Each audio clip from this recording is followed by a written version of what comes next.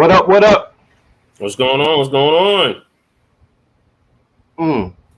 Shit, just damn finish something to eat real quick on? before the show started.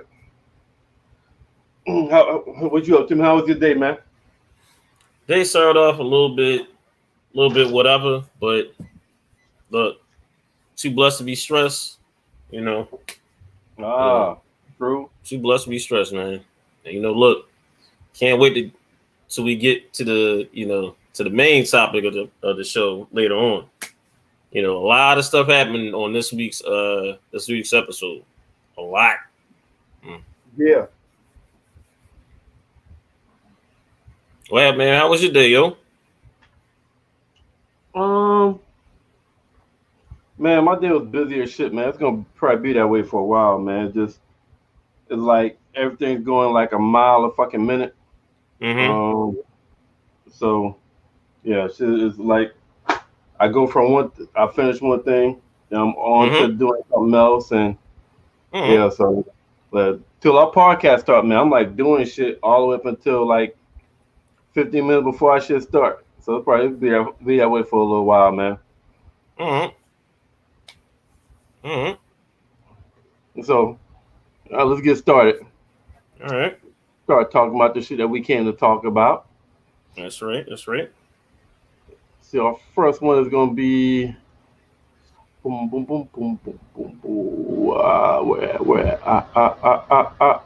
Hello, Boom. viewers out there too. Oh, there we go. Spotlight actor, actress of the week. You want to go first? Yeah, I can go first. Um, well, actually, this guy right here, his name is Alan Maldonado. You've probably seen him on a lot of different shows. He's currently starring on the show on Stars called Heels.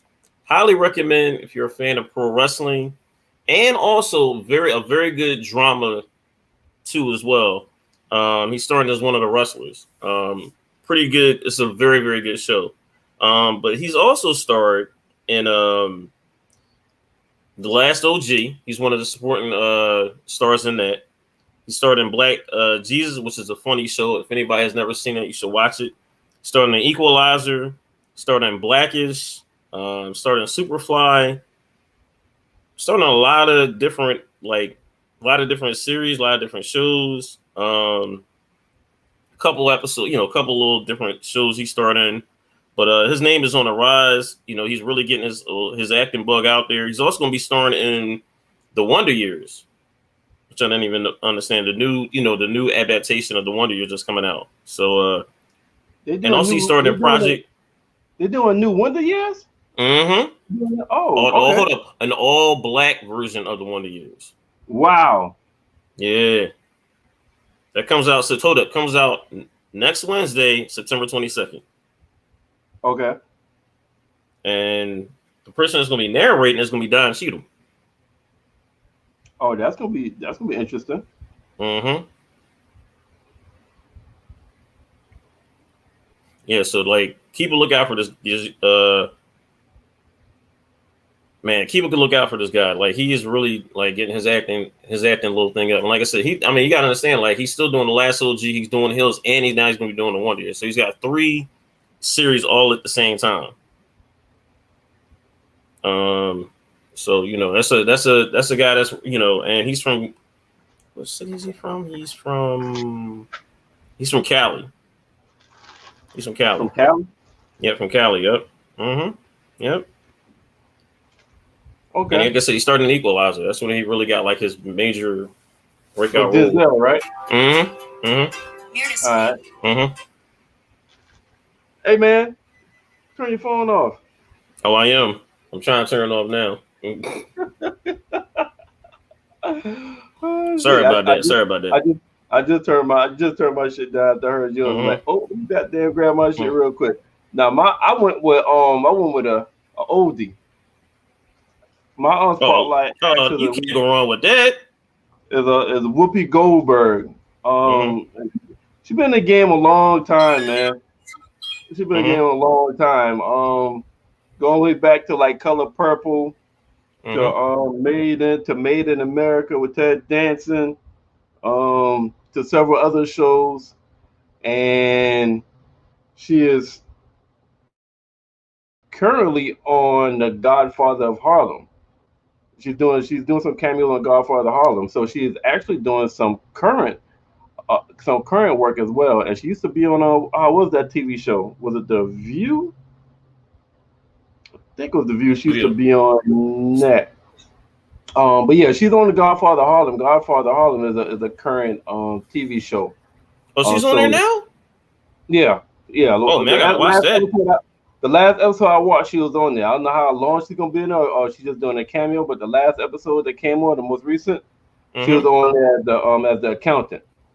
So that made me think that she is. So she's still putting the work in this acting game.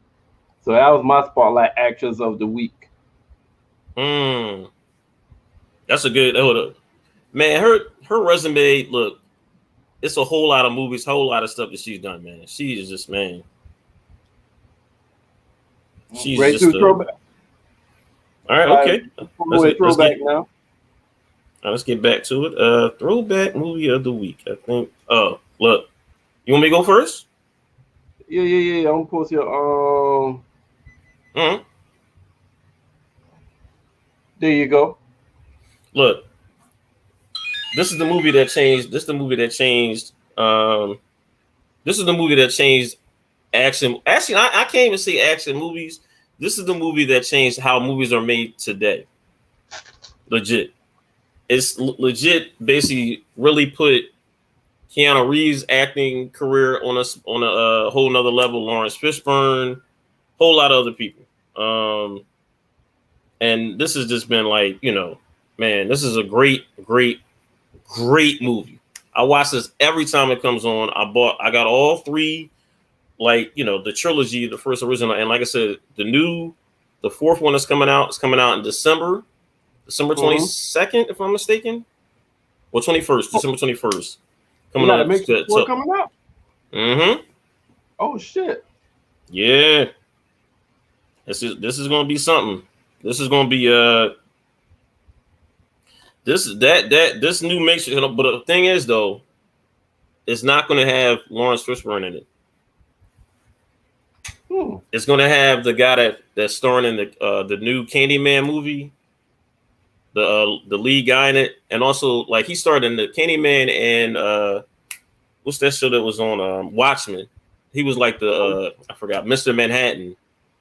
too, the black guy. He's gonna be starring as Morpheus on that in that role as well. Yeah. Oh shit. Yeah, I highly recommend it. This movie is going to be something special. But you talking about the Matrix changed movies? It changed movies because of how it was presented. You know, the slow motion. Yeah, slow motion shit. Yeah. The slow motion shit changed everything. Mm-hmm. Because after that movie, every movie has to have that. Every action movie, sometimes some regular movies, but it has to have that type of, you know, special effects. It changed the special effects game forever. This is one of the few things that had, like, you know, I got a confession, man. I've never watched The Matrix all the way through. Merv. This is one of the best. This is one of the best action movies I have just, man. One of the best action movies. And you never watched all the way through? I never watched all the way through, man. I'm gonna have to find some time to look at it. Will Smith was offered the lead role. Which is wild. Well, to play Keanu Reeves' role, Will Smith was offered. He turned it down. Yeah, that I would have loved to see how that would have played out, especially having two. That'd have been the second role he had. It'd have been two like black actors as like lead roles. Remember, it would have been him and it'd have been he did the thing with him and Martin Lawrence on Bad Boys, but this Matrix one. Apparently, I think he read the script and he didn't like it. Well, each his own. I mean, but okay. Before the movie actually came out, if you look at the script, it was real futuristic. So yeah, it was. Yeah, it was kind of that was something that Because yeah, that's the thing. Like with that, it wasn't a whole lot of movie. Well, it was some, but it was like they considered like cheesy. Mm-hmm. You see what I'm saying? Yeah, Like I don't think he expected the movie to be that big. No. oh no, I don't think no one did. Yeah. I don't think. I remember when I first saw it, I was like, oh, Yeah. And this that shit ended up doing numbers, like historical numbers. oh, a whole lot of numbers, man. Mm-hmm. So my That's, let's see, my throwback movie is I went kind of old school all the way through, man. My throwback movie is Big with Tom Hanks. oh, that's a classic. If you've never seen this movie, Tom Hanks starts out the movie as a kid, and he goes to this to a fair, and he wishes he could be older. He also kind of it was one of them it was one of those make a wish things at the fair. He wished to be older. He woke up. He went from like 9 to like 17 years old. So his parents didn't recognize him. He had to run out the house, and he had to basically learn how to be an adult on the fly. So and then by the end of the movie, he finds out fair again. But it's a classic. It's a comedy movie. This is Tom Hanks before he became Tom Hanks, because this is like kind of like the goofy Tom Hanks. Because during this time, Tom Hanks was like really only in a bunch of kind of silly movies. Before he started making like the Forrest Gumps and and Philadelphia and the more serious classic upscale roles. But yeah, this is my movie. Tom Hanks Big. But that really put him on the map. That Big really put him, especially since it was like a family movie. Yeah, start getting him recognized. All right. So this is right here next. Date night movie of the week. Let's go see let me see what I put up there as date night movie of the week. I got it right here. All right, let's go. I got it. Oh, Cruel Intentions. Look, if y'all have never seen this movie, this is sort of like just a cat and mouse game, like basically manipulating Reese Witherspoon. This was like, I think this is a very underrated movie. It's just a lot of cat and mouse stuff with Ryan Philippe, Sandra Michelle Gellar, and this is like, I think it's the first time I remember Sandra is I think she's a heel, like, well, not a heel, but I think she's a bad person, like in this movie, because usually the roles that she would usually do would be I think, if I'm mistaken, I think she would think this is if I'm mistaken, I'm thinking this is like the first time she ever played like a bad, like a villain. There we go, a villain. Okay. A villain. If I'm mistaken, yeah. And then, like I said, there's a bunch of other people in there. Selma Blair, Joshua. Yeah, it's a bunch of people in here. Sean Patrick Thomas. It's a lot of people in this movie. Highly recommend. It's like it came out in 1999. I love this movie. Didn't this movie come? Didn't it have this movie came from a play? I think so. It came from a play, and what's it called? The play was it called Cruel Intentions? Damn, I cannot remember. But the idea of Cruel Intentions came from a play. It's a classic play, but I cannot remember the name of the play. I gotta go find it. You know what? We're gonna find that out. We're gonna find that out. Would you Google it? Yeah, I'm gonna find that out now. While you find that out, I'll go talk about mine. So, like I said, I was in the old school spirit tonight, man. My date night movie is Splash, another Tom Hanks movie. So, listen, Tom Hanks meets this girl right here in the picture by accident, just like she was just wandering around in the streets. And she but but he didn't know that she was a mermaid. Oh, all right. Yeah. So so he ends up falling in love with a mermaid, and it was this one scientist that was like paying attention and was like following her, and like it was the scientist was the only person that had an idea of what she was. So yeah, this is a date night movie. Tom Hanks fall in love with her, and he ends up finding out that she was a mermaid because of water spilled on her legs. As long as she kept water from her legs, she had regular legs. Water spilled on her legs, and her legs turned into like a fish scale and shit like that, like a mermaid. That's what Tom Hanks find out. So it's like it was a one of them cute, silly ass romance movies. So yeah, that's why it's called Splash. She comes from the sea, so walking around. I think it's in New York. I think it's taken in New York, and they met. So he falls in love with a mermaid, and the whole movie they're trying to avoid. She's trying to avoid that. The scientists are trying to catch her or whatnot. So you want to be in the mood for like a little cute chick flick from Throwback, because I think this is might be like 87 or some shit when this came out. All right. You know what? And I'm gonna go back to first of all, I've never seen that movie. And hold on, just like you said, you've never seen The Matrix. I always wanted to see that movie Splash. I've never seen it. Yeah. No, I never watched a Matrix all the way through from beginning to end. All right. Yeah. Did you find out the play for Cruel Intentions? The Cruel Intentions is actually based on a musical. Yeah. Same thing, nigga. Musical. No. I'm saying the same thing. No. I'm agreeing with you. Yeah, that's a good look. I didn't even know it was based on that though. Yeah, what's the musical again? Did you see the name? It's based on the same title.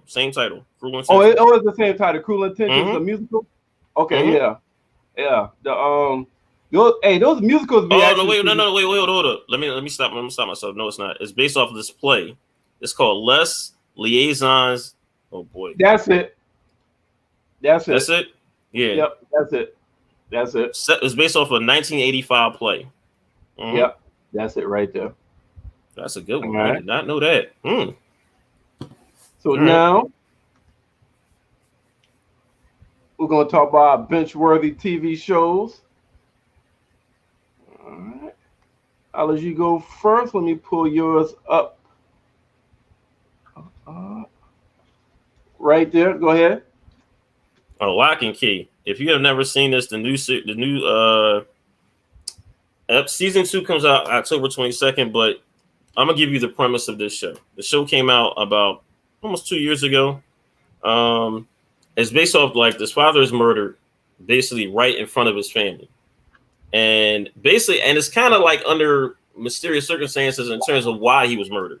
So the kids and it's 3 kids and their mom. They go back to his old house to get away from the city life, and they find out the old house is filled with a lot of secrets, and a lot of those secrets are basically the reason why the father got killed. Okay. And it's a fantasy type of series or what have you.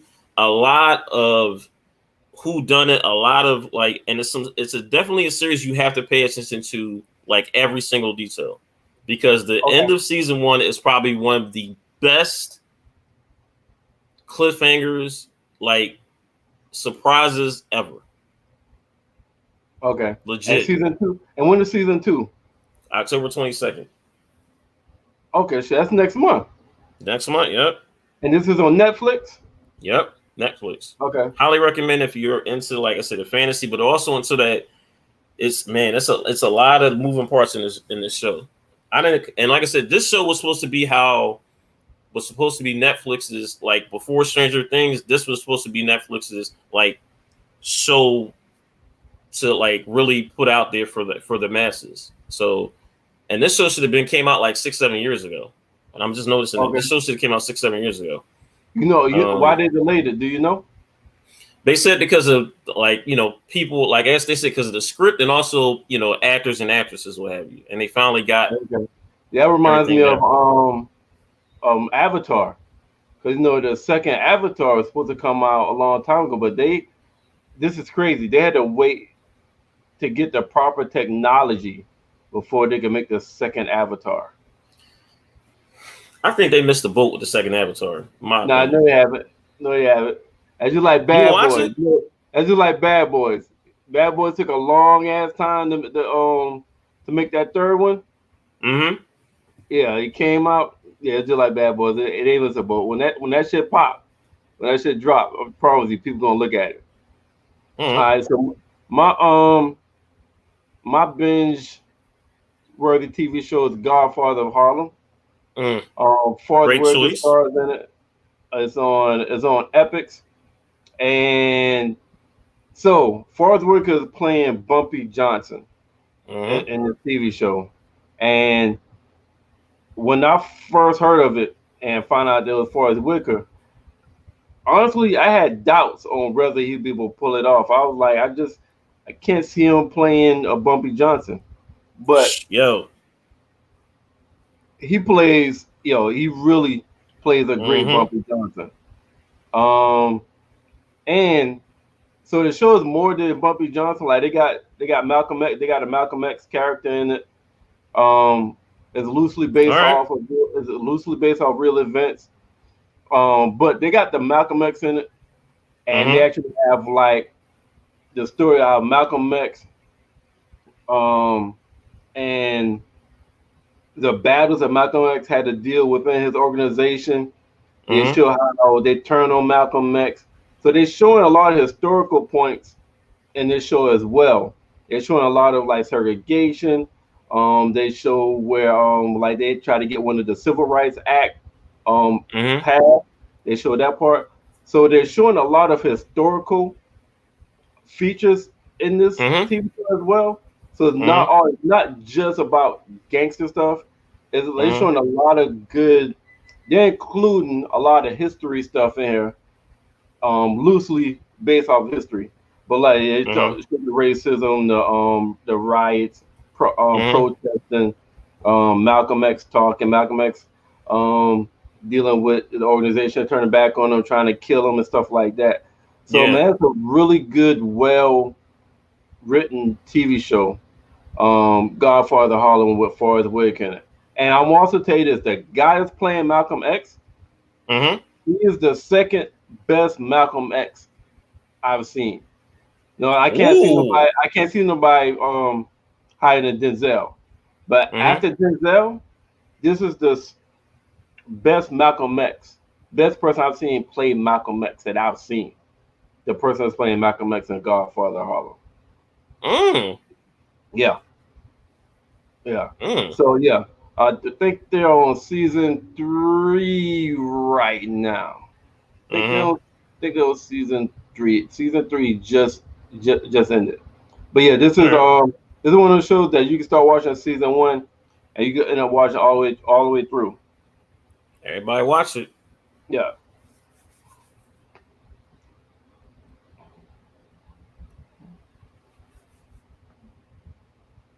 All right, so now we're about to dive into our main event. But before we dive in that, go ahead bring the homie on. Mm-hmm.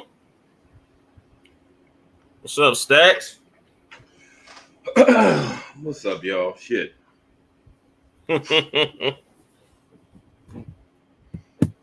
Hey, man. Pro tip, man. Adulting sucks, man. You ain't lying. Yeah, somebody man, I saw a fucking post or I saw a Facebook post saying the dumbest shit I ever said was I can't wait to become an adult. Mm-hmm. True words have never been spoken, man. I remember, being in your parents' house, like, man, I can't wait till I get grown and get out this. But boy, was I wrong about that shit, man. Oh It ain't no shit. tape backs. It ain't no tape backs. But shit. How your day was, nigga? Me and Taison had told each other how our day was. How the fuck was your day? Sound like it wasn't. Sound like it was some shit. You talking? You calling this motherfucker talking about doctors overrated? What'd you say now? I said, nigga, how was your day? Me and Taison didn't say how our day was. We asked how the fuck was your day. Sound like you had some struggles. You calling this motherfucker talking about doctors overrated? Well, I just say if it ain't one thing, it's another, man. But I am how can I put this? I'm to the point where, you know, in this new role, I'm more comfortable, but you start to see a lot of shit that like what the fuck are y'all doing? You know what I'm saying? So and once I get my feet totally up under me, you know, Trey comment. Trey used to work for me, man. He know what it is. But I'm trying to get my foot up. I can get shit the way I want to have it, and I'm almost there. So, but yeah, that's enough of that shit, man. I just need to get that shit out of my mind, even though I go to sleep with some shit on my mind from work. I need to get out of that. Man, don't let that shit, man. Don't let that thing stress you, dog. Man, for real. But let's get into the shits, man. My day just got better. Fuck it. Hey, yo, Trey, this shit is not fucking funny, man. You said you gonna charge the people again? Hey, in the context of this, man, I told him when I got out of the military I was gonna, you know, avoid being in charge of people or be, you know, in a situation where I gotta make decisions. Nah, that shit ain't work. But let's get it. Let's get into this episode. This is a really interesting episode. It was a really interesting episode. Whole lot happened. Man, listen. We're gonna do this recap. Before we do this recap, we got to discuss something. And I don't know how long this shit gonna be. That's why we got to discuss this shit first, just in case we got to make the recap real fast. Tay, how many seasons have you seen of Power? I'm starting season 2. You only see one season of Power? Okay, well you can't be part of this discussion. I mean you can, but you so Stacks, Tay, I mean you feel free to intervene, but we gotta discuss something, man. Listen. Who the fuck you got worse? Who's the bigger fuck up? Who's the overall worst kid between Kanan and goddamn Tariq, man?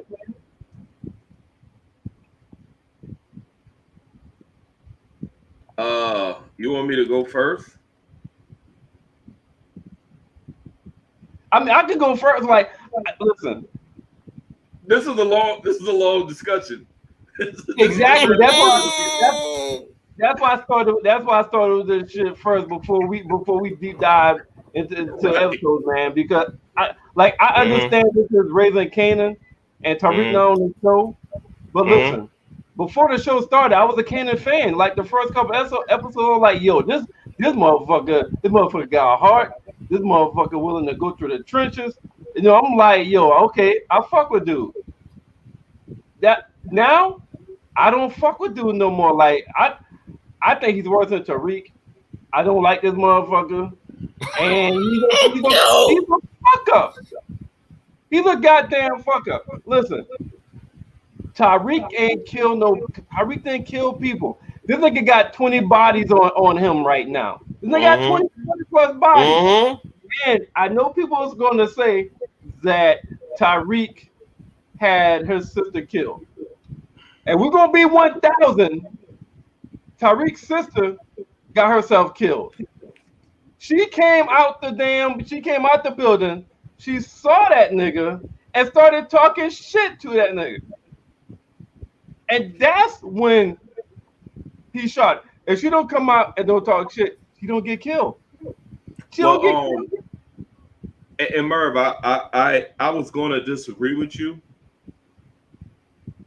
Well, I am going to kind of disagree with you simply because, okay, Ray always knew he knows who the fuck Ghost was, right? So Tariq trying to do his thing. He going off hitting licks and trying to be a grown ass man and get into the game. And I don't know why Raina was dumb as hell for coming out and saying, "Hey, Ray Ray got shook before he actually killed her because she said, I think she said something to the effect, I know who you I are. know who you are, and I'm gonna tell my daddy on you or some shit like that." And we know everybody knew fucking Ghost, knew who he was. They knew he was, like you say, he's a bad motherfucker, man. He said he's probably gonna what do he say? He's gonna defer to a higher authority. So Ray Ray pretty much had in his head that Tariq was gonna tell his father and he was gonna be killed or whatever. So he decided to shut up Raina with the quickness. Tariq got indirect bodies, Tariq is the reason. Tommy was going to eventually get Proctor, but Tariq set it up. Who else did Tariq? Tariq got some motherfuckers killed, Merv. Tariq set up, or did Tommy coerce Tariq? Because Tommy told Tariq, "Yo, I need you to leave that door open. All right, I need you to leave that door open. Are you gonna disobey Tommy?" He told him to get the fuck out of there as well. So Tariq know what it was. He took Proctor's daughter. Are you gonna disobey Tommy? You Tariq, are you disobeying Tommy? If I'm Tariq, as far as the relationship, I would. If I was Tariq, if I was anybody else, not that wasn't family. Fuck no, I'm doing exactly what fucking Tommy tell me to do because my life depends on it, literally. But Tariq Exactly. But Tariq is a different dynamic. That's his nephew. But as far as dude, Kanan, you said you was a fan. That motherfucker been fucking up since episode 1, man. Yes. I was giving him passes though. I was giving Kanan passes until now. Man. I can't give him no more passes, man. I can't give him no more passes. Look, I told y'all the bull got a grade school street education, and he still got it. He still got it. Nothing has changed. That dude at first grade kindergarten. But Merv, this what Kanan's fuck ups, because he fucks up just about every fucking episode. It really intrigues me going forward because, and I'm pretty sure everybody's thinking the same thing. And Taison, once you watch Power, you will see. I'm wondering how this fucking Kanan got to the fucking grown man fucking Kanan, because the grown man Kanan is a fucking beast. You know how? Through trial and error. That's how. Hold on. A whole lot of trials and error. Whole lot. Because I mean, you're 15 years old. You just over here, your moms and your uncles talking about the game and shit like that. So you could decide to take matters in your own hand, and you kill Buck, and you pretty much got you can kill Buck. You pretty much got your friend killed as well, because the streets needed a body. Yep. You killed, but guess what? They gonna blame his mom. They gonna blame his mom. Buck 20 over property. You could Buck 20 over property that your mom gave them. Right. I still think it was over the chick. I still think it was over Davina. You can say it's over property. I would hope not. No. My point is, that's the reason that's the reason he tried to get her. Oh, what you say just now? I missed that shit. I said I hope not, because Demeter and the fucking babies with child care services now. Yep. If he did kill Buck to get the Demeter, that ship was fucking sailed. This 15-year-old ass had, "Hey, I asked you a question. Where's Demeter?" Fuck out of here, man. Yeah, you like, come on, get out of here, dog. Like, do you 15? Get out of here, my dude. I'll be like, "Look here, kid, get the fuck out of my face, man. I'm not answering. You asked me a question. Fuck out of here." Buck 20 dead. He pulled the trigger and aimed at Buck 20. We're not sure if it was D Wiz or him, but he aimed the gun, pulled the trigger. idea, so he's responsible. Yeah. So from that right there, D Wiz got murdered.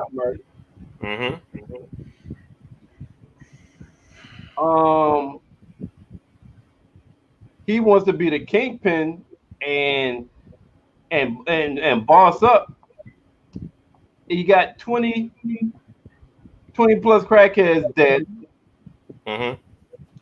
He got Juke girlfriend dead. Yep, that's that body on him as well. Yep. This stupid motherfucker got a fucking body count that Rob was fucking Tommy, and he ain't even all the way in the game yet. Right. Yeah. Right. But think about it, his shit came. Yeah.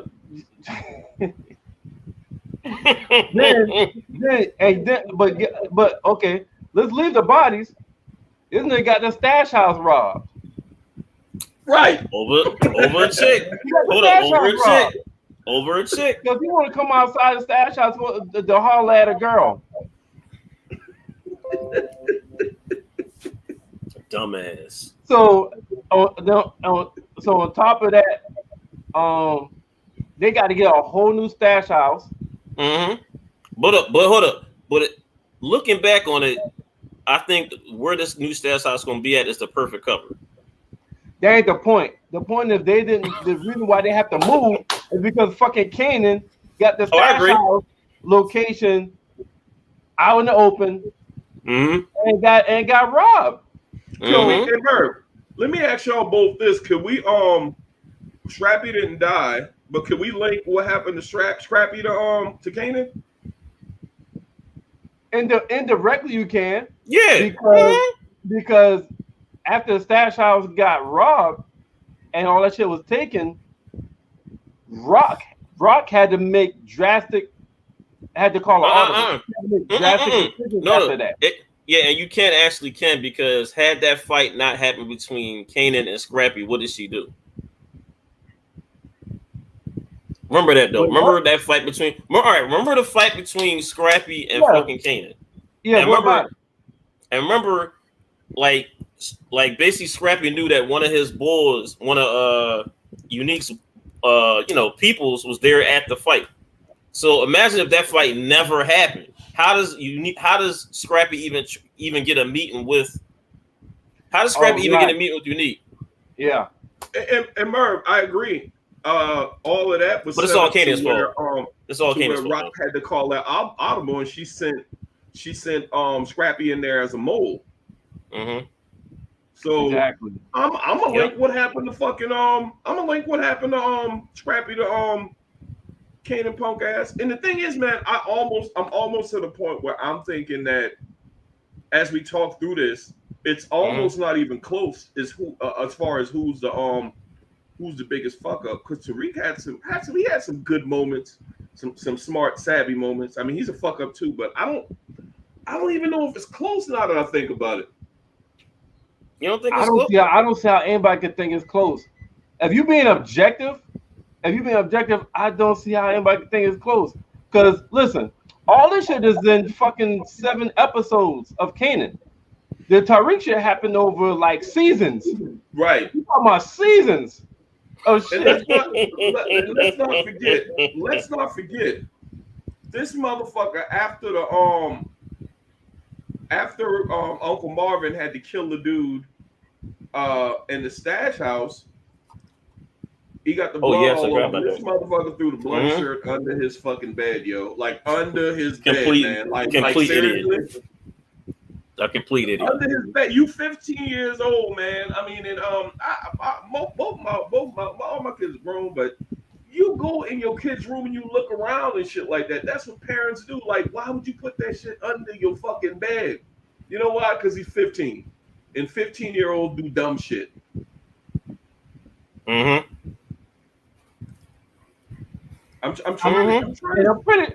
pretty sure I'm missing some shit. Some other dumb shit that he's done.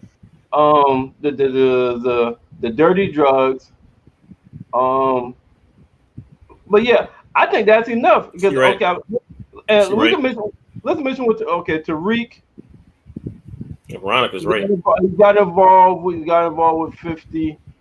The main thing with Tariq, he was just a kid that always talking back and shit.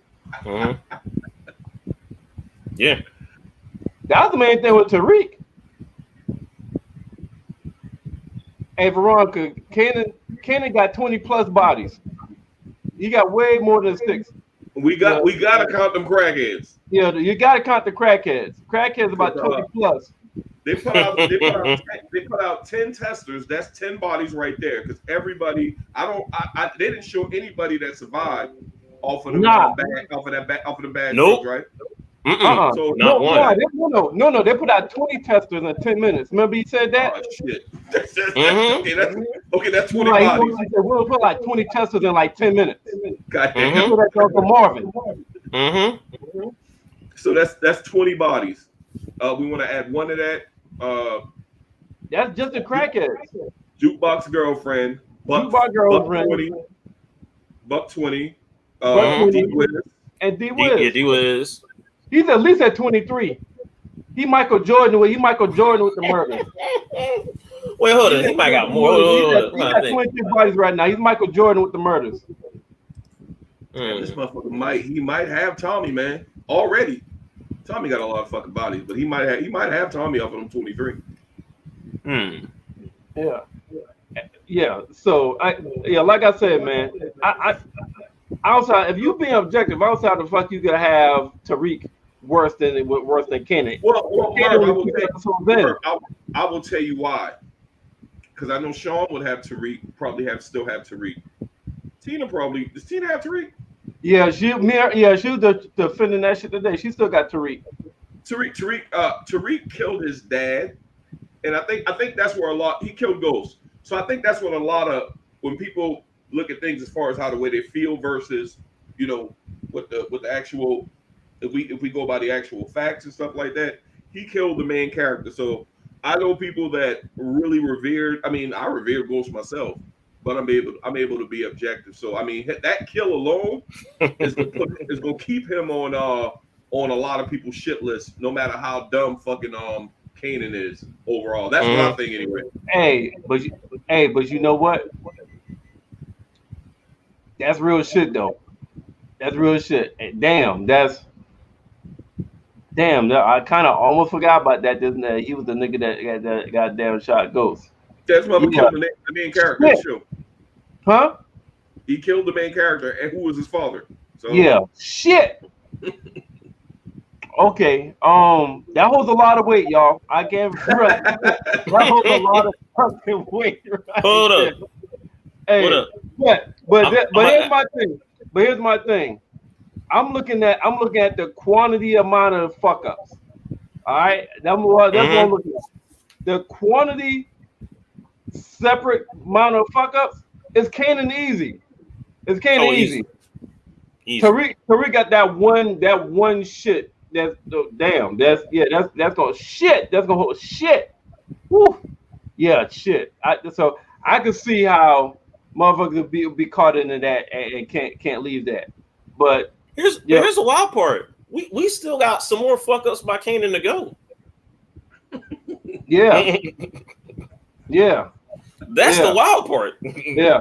Hey, and I don't want to talk too futuristic, but don't forget the later Kanan killed his own son.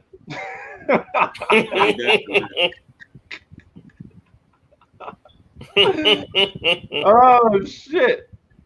Yeah, man. We had to talk about that. We had to talk about that shit for I get that shit off my goddamn chest. And we can still talk more about that shit, but yeah. So let me ask y'all this. While we talking about who's to blame for shit, Rock asked Kanan a question near the end of the fucking show. Who's to blame for D-Wiz? Rock or Kanan? I'm gonna go with Kanan. Kanan. Still Kanan? Even though Rock was the one that damn called him.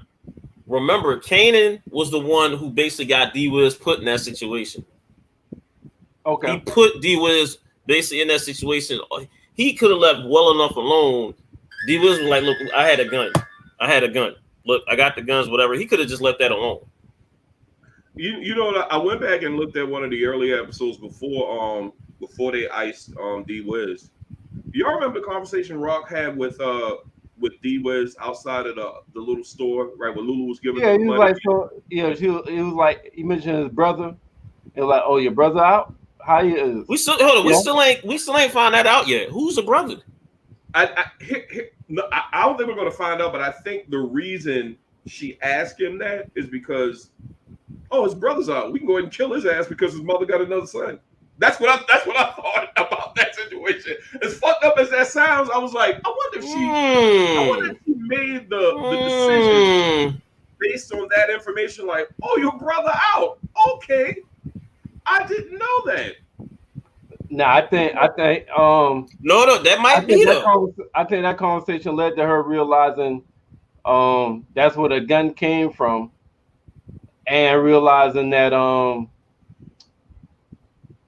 yeah, that's what I just think. He realized that that's where the gun came from. I think she already made up her mind that she was going to kill the nigga to save her son. Mm-hmm. Somebody had to die. That's just a thought. That's a good thought. I just think that maybe my theory was, and you could very well be that could very well be true, Merv. That decision was already made. But you ever make a decision and you might ask questions to kind of like solidify your decision if you was on the fence or whatever. And that's just my thoughts on it. Like, we're gonna kill this motherfucker, but I'm kind of on the fence. Let me ask this. Oh, she got another son. Okay, yeah, go ahead. You know what? We'll do this. Trying to get your Jackie Robinson on. So that's just a thought. That's a thought, though. That's a good thought, though. I didn't even think about that. It's a good thought. So I think Merv having some technical difficulties. Yeah. But well, I'm trying to figure out what other fuck ups you think he had Taison as far as Kanan. Did we miss some? No, I think that. No, that's about it. That's all I can think about. Hold it. Any viewers out there, if we miss something, any type of Kanan's fuck ups, let us know. Let us know in the comments.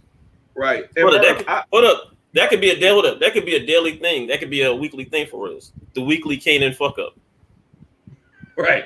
and Merv, I think that while Tariq fucked up a lot, this is why I got Kanan by a landslide. I'm trying to figure out something that Kanan has done that's been savvy or smart that helped anybody anything out. Seems like all his moves seemed to get somebody killed or was fucked up. Tariq did make some moves that'd be like, damn, like when the way he set up the drug delivery when he was on campus and all that shit was high. That shit was high. How he was damn even playing some of his family. How he played Vincent even though his ass almost got killed for that. Stealing drugs from Tommy. I mean, I got to give him credit for being a little savvy. But I can't figure out one thing that Kanan has done that is like panned out to where it helped somebody else or it helped his mother or anything. It seems like everything he's done has fucked. It hasn't really helped the situation. Yeah, he hasn't. Merv, do you have anything as far as Kanan has done to help any situation, with the exception of supporting Jew being the only one keeping her secret, all that stuff. That's it. And a lot good that did. He had a hand in fucking killing a girl, so I ain't giving him credit for that. I totally forgot. Yes. Hey, yo, Merv. I totally forgot about that. I challenge anybody to come on this show, and I need some tangible shit because I hate when all three of us are on the same page. We need one person to outlier. So I challenge anybody to come on the show and tell us about that. How Tariq is more fucked up than fucking than Kanan. See, Kanan, man, damn. And Merv, I'm trying hard. I'm thinking back over 1 through 8. I'm trying to figure out what this little nigga has done to help anybody. I can't think of anything. I can't think of anything. I'm really trying to think, man. So we'll let the viewers come in. So let's hey man, Taison, have you seen The Walking Dead? No, I still haven't seen it. Mm-mm. Okay. Yo, what's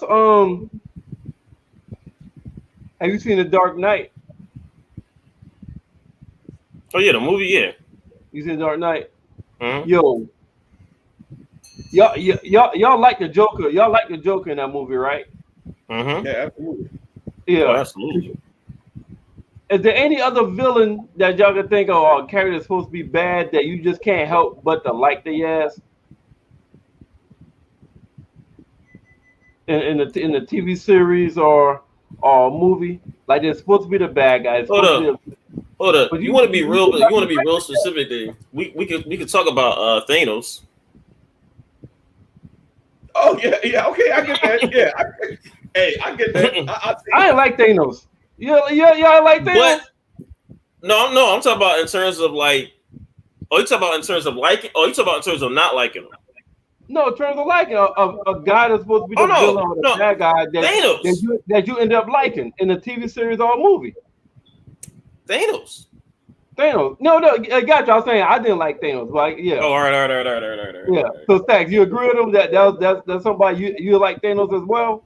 I go with Thanos, but it wasn't like this when the show was fresh and I was watching the episodes as it was coming on. Mm-hmm. But I'm gonna go with Negan, and I'm gonna go with Negan from Walking Dead simply because Negan was a character that had me on the edge of my seat after he did what he did. That initial thing with two of the main characters. I don't want to spoil it for Taison if he ever watches it. Yeah. Merv, at that point in the series, I was kind of scared shitless because I was thinking every time this dude came on the scene that somebody was gonna fucking die. And it happened like that a lot. But he was very, very funny and charismatic as well. Right. That's the part I really liked about him. And watching that show, we all learned the kind of like the dynamic. Whereas while Rick and this crew, they thought they were the good guys, Negan was kind of thinking the same thing. Like we are the good folks. You kill all. I mean, and he really has no reason not to believe that simply because it was Rick and them that was killing his folks off first and foremost. So you got Negan, and you and Taison, you got Thanos. Mm-hmm. All right, and reason why I brought that up, y'all. Mm-hmm. I know how. Oh, I think I know you're going with that. Oh, I knew it. I should have seen this coming, but I knew it. I'm read the caption. Read the caption, right, man. Like, listen. But he kind of did one indirect fuck up. Tell him. Yeah, I mean he's a villain. Yeah, but yo, this episode. Listen, Unique is my favorite fucking character. Oh, I feel you on that. Yeah. Mm-hmm. He's on this show. He's my favorite fucking character. He is. Oh yeah, no doubt. Mm-hmm. And he's supposed to be the villain. He's supposed to be a bad guy. Like I need this nigga to be on every goddamn season. I agree with that. As long as Raising Kanan is on air, man, you gotta have him on. You got to. Hold up. Do you think he makes it to the end of the season? I meant till next season. Hell yeah. I think unpopular opinion. I think Rock could die before Unique. You know what? I can see that. I see a situation where Rock dies before Unique, and maybe Kanan gets payback. Because I mean, I know we're gonna go into it later when we get to the actual recap of the show. But I mean, I don't see Marvin being around that long. But then again, fuck ups like him, they usually stand the test of time, man. So I don't know. Hold up. That's why I can't wait till we get to the recap because I'm gonna go ask your opinion about something. But as far as Unique, man, he's doing a phenomenal job as far as that. He is. And man, it's just some shit that he's saying, man. Like, tell the boys to tool up. About to get real smoky out here. Get real smoky out here. Yo. He be real with that, yo. This guy rock steak all over it. Hold on, his buddy. Hey, that motherfucker is the man. He is absolutely my favorite character. He is the best actor on this show, probably by a landslide. Yeah, because he is the most believable character on this show. Like I see the character. I don't see Joey Bad as a rapper. I see he's the most believable character on the show. Like I really see a fucking Kingpin, badass Nino Brown motherfucker when he's on the show. Here's what it is. I see him more as if I didn't know he was a rapper named Joey Badass, I would just think of him as an outstanding actor that I hadn't seen any place before. Right. I agree totally. He's doing a hell of a job. A phenomenal job. Phenomenal. I'm hoping he gets more acting gigs because of this, for real.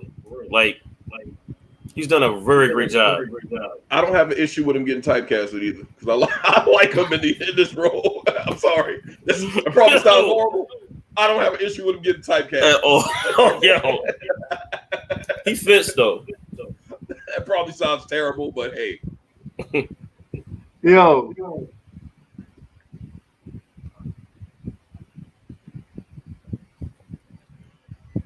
Oh, I already know what's next. I'm glad someone caught this. Hey, listen. It's a lot of theories. I got some memes about the theories, but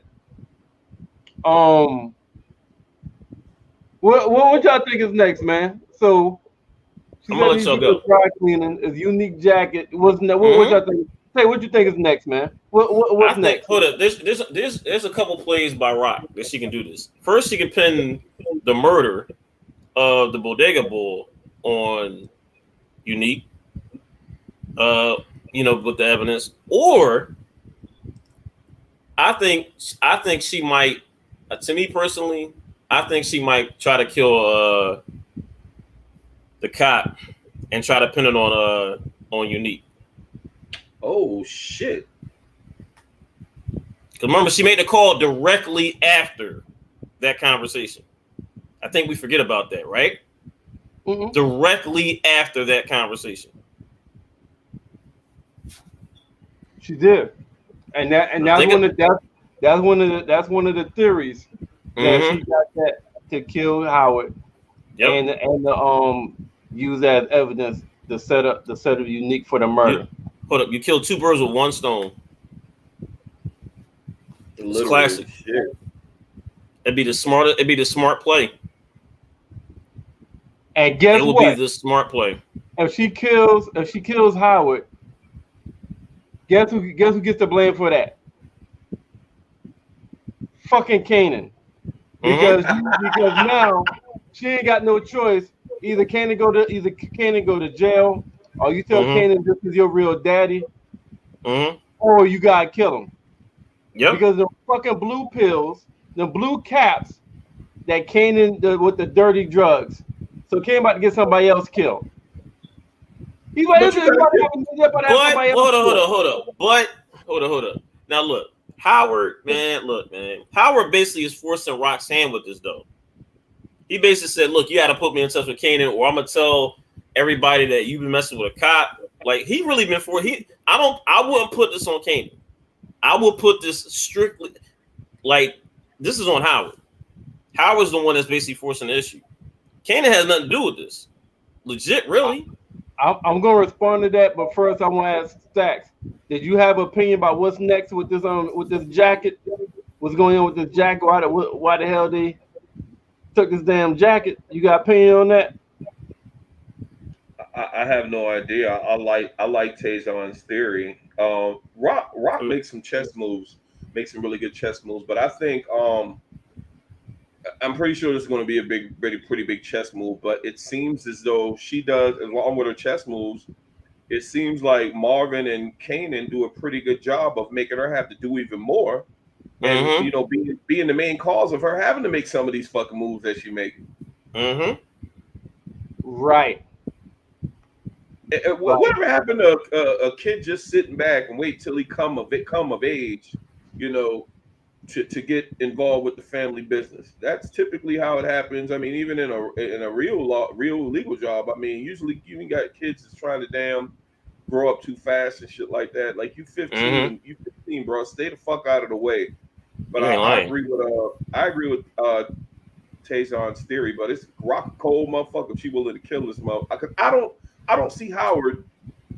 All of the threats, I think that those are like idle threats, because you said that you're going to put out to the streets that your son, that Kanan is a cop's kid. Why would he do that? Because he needs Kanan. One of the main reasons he want to talk to Kanan so he can get that fucking bone marrow, see if it's a match. Yeah, that's the main reason. I think that's the only goddamn reason. Right. Yeah.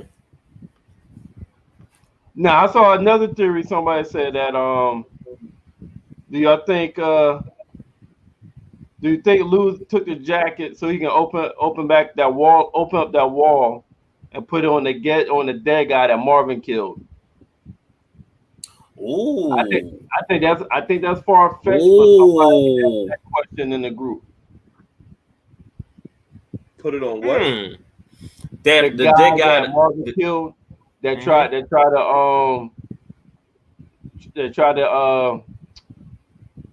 to get Rock to have sex with him.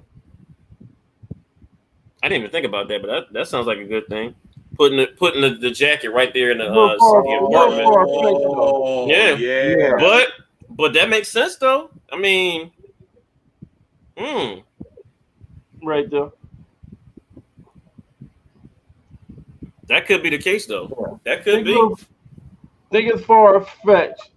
I think the Howard killing the Howard and planning on him maybe a little bit more. Maybe I think that'd be it. But I think that she's going to actually have to kill Uniquez too.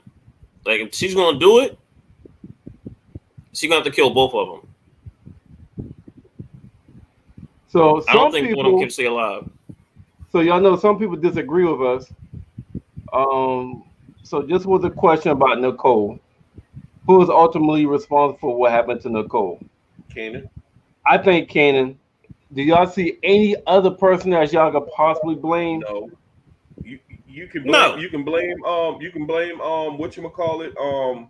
You can try to blame Juke. You can try to blame who that fucking the dude that think he in charge with no money. I keep forgetting his fucking name.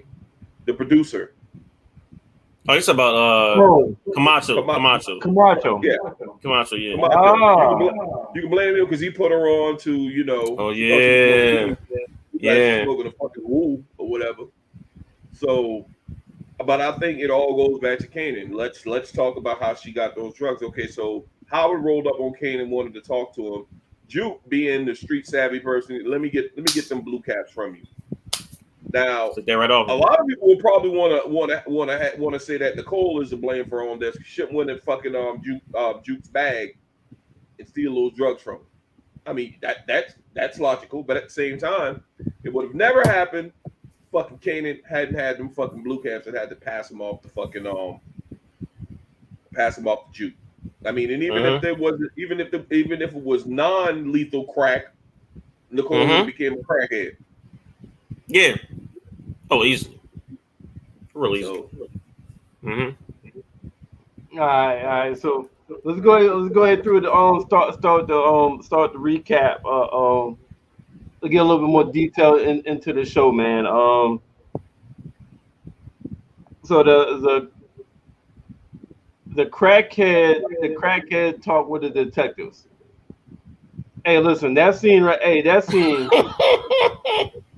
That was a cool ass crackhead, man. Yes, it was. That was one of the coolest crackheads I've ever seen, man. Yo, he said, "See what y'all made me do? I gotta go back." Hey, yeah, they got y'all anxious. He gonna lie and say he off the pipe. See what y'all made me do? You do? He got that. He like, I got to go. Come on, let's go. I was like, Yo. Hey, You ain't lying. crack the local homie. Yo, hey, that motherfucker finessed up for some goddamn money though. He sure Finessed for did. some money to go ahead and smoke the crack. You get anything out of a crackhead for $20, bro. But 10 and Right. 10 in most cases. Shit. Right.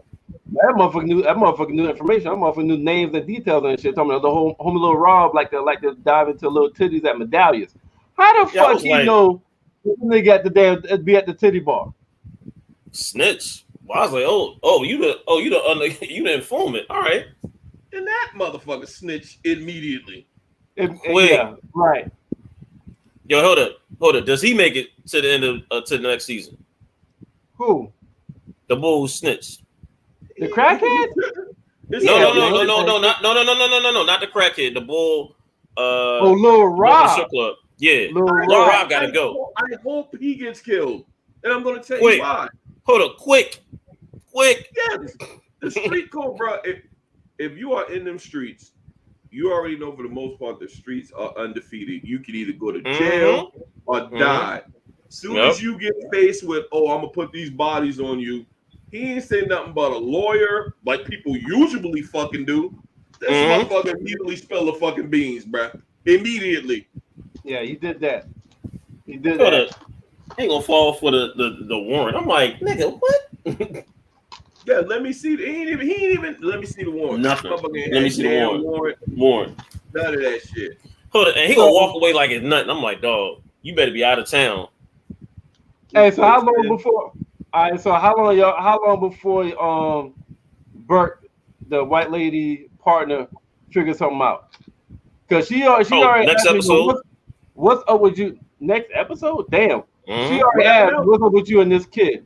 I said, how long before you think his partner, the white detective, the lady detective, figure something out between him and Kanan? Because she's already asked him, what's up with you and this kid? Then when they went to little Rob, and Rob was like, it was that Kanan nigga from Southside. He let that nigga go. Yeah, we see that deflection quick. And told his partner, I'm going solo recon. I think next episode. Next episode? Because hold up, I'm gonna tell you how she's acquiring pieces. No, you know what? I'm gonna say that for later. I think she's slowly but surely like looking at Howard like, no, you're not telling me the whole story. You're not telling me the whole story. Oh yeah, absolutely. I think what's going to come on the next episode is that she's going to start doing he's doing some solo recon. She will start doing some solo recon of her own. And even if Howard gets killed, Rock don't know that Howard got a partner that knows what Howard knows. Maybe she can use her. She's going to have a bigger role going forward, because even if Howard gets killed, I mean, she's one of those rookies that's looking to make a name for herself, a fucking lieutenant with a captain on the ass. So she gonna make a play to try to make an arrest and shit like that. Hold on, I wonder if Rock helps her. I wonder if Rock uses her. The white cop, the partner. I wouldn't be surprised. Uses who? Uses the partner. Uses a partner that basically be like, look, remember you just said she's trying to get put her name for herself or what have you, right? Let's say something. Does Rock know her though? No. No, but look. I mean, she know their partners. She know their partners. Right. And so hold up. It's another woman. She be like, look, I know how you feel. You in a male-dominated field, and she can use that with her. Yeah, but both of them in the crimes. I'm telling you, Rock, she's smart. I think we're not giving. I think Rock is going to basically try to get to his partner quick. We have to wait. We have to wait on that one. All right. We have to wait on that one. Yeah. That's a bit much. I don't see that happening. I don't think not now. I don't think this season, but sometime part of next season. After a while, I think that Howard's not going to be around after the season. So what y'all? How y'all felt when y'all found out that this gangster nigga like boys? Woo, man! That was a jaw dropping moment. She said Def Con left-handed. Left-handed. Like, wait, what? I know that meant at first. I was like, yeah.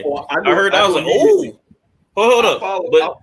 I followed the course of the conversation in which I don't. And the thing is, it's extremely illegal for a police officer to use a to go undercover and be I guess against a minor. So that's what she was getting on the That's what she was getting on the Howard about. You like you didn't seem to mind. You seem to mind when DEFCON was hitting it or whatever. When she said he's left-handed or whatever, that's when it all kind of made sense. That was her perfect cover to not even put out there that that Howard was hold up was Kanan's dad. That's what I was gonna say. She did not say that she was Kanan, like that Howard's Kanan's dad, but that conversation solidified that was Kanan's kid. That was Kanan's dad. Absolutely. Because he was like, yo, DEFCON was a fairy? And she said, still 10 times the nigga you'll ever be.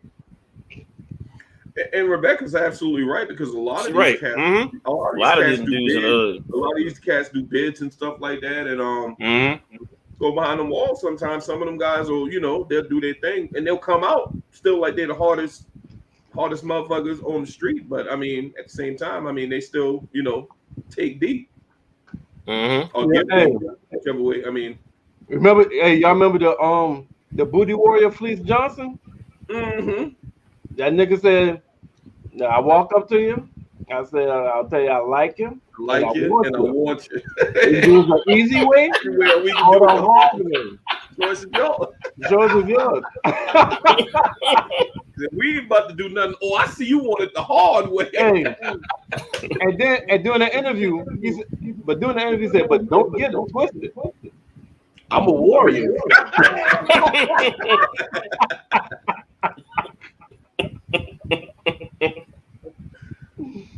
So I might have been DEFCON. Now, that's when after that, she made that phone call. They go get that dry cleaner, and that's when Lulu went the way I had to get that jacket. I can't wait to find out what the fuck is going on with this guy. I would like to know. I would like also know too is when that conversation happened with the dry cleaner. When did she talk about that particular situation? Like, I want them to at least go back to when that conversation was held, because I don't remember any time point of this season in terms of her talking about the jacket or whatever, whatever the case may be. Do y'all? Because I don't remember none of that. Because I was like, me neither. That came completely out of nowhere. But Rock, she's smart. She think ahead.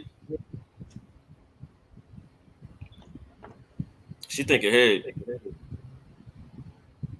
I can't wait. Yeah, it seems to me though, we can get into it in more detail later. A lot of the stuff, to me, some of it is not a lot of it, but some of it is predictable. Like I knew Nicole was gonna die as soon as she got them rocks out of damn Oh, that was it. Out of Juke's joint, you was like, oh look, it's only a matter of time. I went back to the point where Camacho gave her that woo and damn in the club or whatever. I'm like, oh yeah, she gonna take that shit and she gonna take that shit and she gonna be done. I know a lot of people was thinking, okay, maybe she's, because the way they left the show, maybe I think Merv might even said it. Hey, maybe she's not dead. I knew that motherfucker doing all day. But I saw the first couple of fiends take that hit, and them motherfuckers life streamed out of them immediately. I'm like, oh shit, she done. And that I don't know what the fuck he cutting that. I don't know what he cutting that cocaine with, but that shit put motherfuckers down quickly. And Marvin's like, man, it's damn near impossible to kill a motherfucker, with crack. Oh, but not the shit you cook.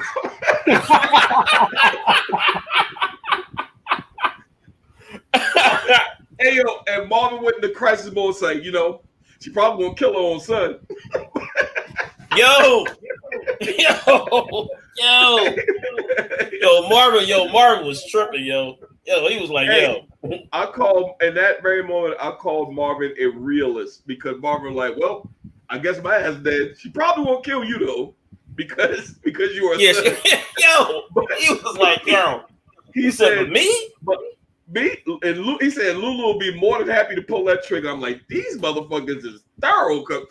If you know that your brother and or your sister would kill you with no hesitation, why would you fuck up like that if you know these things? Taison? Why consistently, yo? Marvin do? Hold on, but now we hold up. Marvin, but Marvin is just too reckless, and he don't take it serious, man. But we now know why Marvin wasn't put in charge either. We found out from this episode. We know why Marvin wasn't put in charge of the operation. Because now it was because of what Rock said, to Kanan. I was like, oh, so that's the reason why he hasn't, he wasn't put in charge of anything. Yeah, he break one of the 10 crack commandments. Never get high on your own supply. Yeah. But now I see why he doesn't really but it's kind of crazy. Think about it. She don't have him around the drugs like that. Yep. Try not to anyway. That makes sense. That makes sense. But that's also why y'all remember when the girl was snorting, and she asked him, "Do you want something?" Like, nah. Every time somebody offers something, you're like, nah. But hey, all of us was young before. She right. Hey, but check it. All of us was kids before, right? Mm-hmm. When the fuck you're in trouble? When the fuck when you a kid? When your mama call your full name? Your full entire name. And look right here. He knew. And look right here. And look at this. Look at this. Look. Read that. He knew. He knew what she was calling for too. He knew. That's Black America. That's Black America right there, bro. You get your whole government call. Hey. Oh, you done fucked up. Royally. Major. Hold it. He already knew what the situation was. It wasn't like he already knew what his mom was gonna say out of his mouth. He knew what Rock was gonna say. He already knew. He was like, look, I was like, damn, you fucked up, my nigga. You fucked up. Like, damn, there's really not one. Oh, we gotta go back to that stats. I can't think of really one positive thing. Right. That Kanan has done. Especially like his let me get this straight. His thinking, yes, but then the action behind it, you're like, oh, come on. You have to think better than that.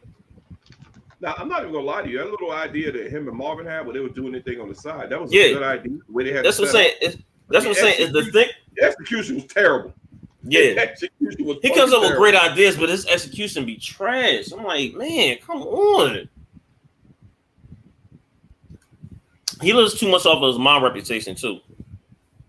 Oh, no, I knew she wasn't gonna say that. That's the last thing she wanted him to. That's the last thing she gonna say. Oh hell no! She wasn't gonna say that, dude. Hey, he would have took that trip to the grandparents' house after that. He'd be like, "All right, I'm out." But you know what? He always tried to blame his mom for shit. His mom got tired of that shit. His mom got tired. She right back at him. Slapped the fuck out of him. Slap on his goddamn back. Yeah, I was like, I thought she was about to beat the shit out of him. I did too. He needs his ass beat. He really does. Hey, listen. He needs his ass beat. Listen. The look on his face. Mm-hmm. When his mom said, "That's why I killed your best friend," that's the equivalent. Yo, she was cold with it. That's the equivalent to a look on a nigga face when your girl say, "That's why I fucked your best friend." Yeah, that's how he looked. Yeah. And she was cold with it. She was cold with it too. He lost sight, but what I don't like about how he walked out, he lost sight for a second that if it wasn't D Wiz, it was going to be him. Exactly. Right. Hold up. The streets needed a body, right? The streets needed a body. Better go back and listen to a famous song. Pretty much, the streets needed a body. That's what you wanted, right? Here you go. You want to be in adult conversations? Adult situations happen, man. Adult consequences. This was gonna happen. And we just talked about that in the beginning. Hey, you know who else was scared? When Rock showed up at that fucking city housing, all of a sudden, Marvin was like, oh shit. Oh no. He was like, yeah, what's up? Hold it. She hit him with that 2x4. He automatically knew. Rock, yeah, but you saw his face. He couldn't look at her. He was trying to look at her. He was just like, yeah. Oh yeah, you know what? Yeah, you're right. Motherfucker was stuttering. You're right. Y'all got hit. Hey, that motherfucker. Hey, when she picked up that 4x4, I thought she was going to hit that nigga in the head. I thought so too. I thought she was in the head, dog. Yo, Rock has no mercy on nobody. He said, "I'm a gangster, so I do gangster shit." Nigga, you really think that statement happened? Like when he said that shit, I'm surprised he didn't get hit in the face after he said that dumb shit. I was laughing when he said that. I do gangster shit. Gangster shit. That sounds like some shit that somebody just says when they fucked up and they know they caught dead to rights, that they gotta say something as a fucking rebuttal or a comeback. Marvin, in some situations, Marvin sound like he the youngest. He sound like he the youngest. Right. He sound like he the youngest. I'm like, dog, come on, man. Come on, Marvin. Come on. Right. But it's crazy. At the end, you could tell he was oldest. That was bananas. But we'll get to that later. Let's talk about something else that was predictable really, really quick. And the owner of the bodega and his wife. That situation where his ass got set up. When they first walked in the bodega to make that deal, store and store their drugs and work out of there. And when she had that black eye, I already said to myself, either Lulu, Marvin, or Rock is gonna off that motherfucker eventually. Yeah. That to me was very, very fucking predictable. Yeah. But I'm cool with it. That was well fucking deserved. And you know what else? You know what else was predictable? What? When she spilled that coffee on him on purpose. Yep. I like okay, something up. I thought I was the only one who caught that too. Let's talk about this portion of it though. When Rock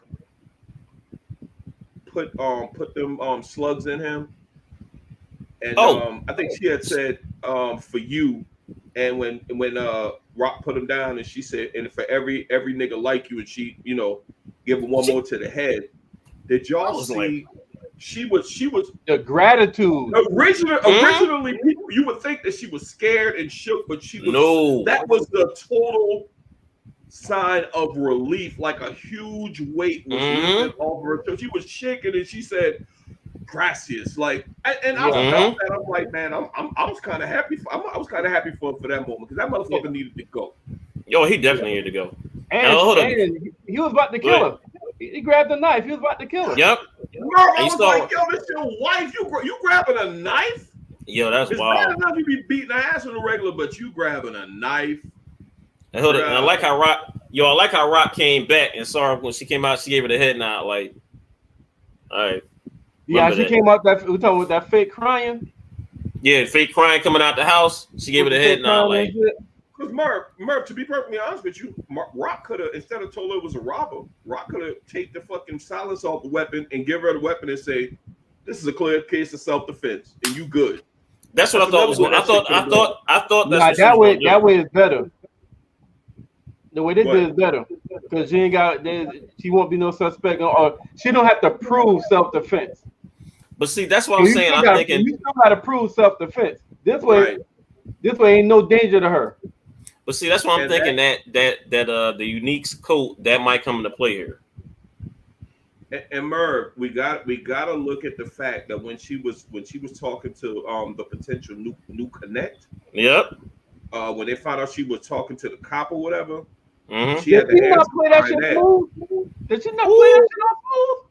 Yo, when she said, so I'm talking to cops during the day, and I'm slugs and nobody, at night. Yeah, that was me. Yeah. Hey. She said, I'm killing Gabrielle in the morning, and I'm snitching the 5 by daytime, huh? Then she said, that nigga works for me. You show me a nigga they ain't got caught on their payroll. I show you a nigga that already got their cell already paid, already settled for them at Rikers Island. True. Merv, she's another cold. key, when she told him that she killed her, killed the dude, the husband, he gave that signal, and everybody put their fucking guns down. Yep. Right. Everybody put their guns down. That shit was hard. That scene was hard. That whole shit was dope as fuck, man. It was. And nobody's she had guns drawn on her. She's still sitting there like this.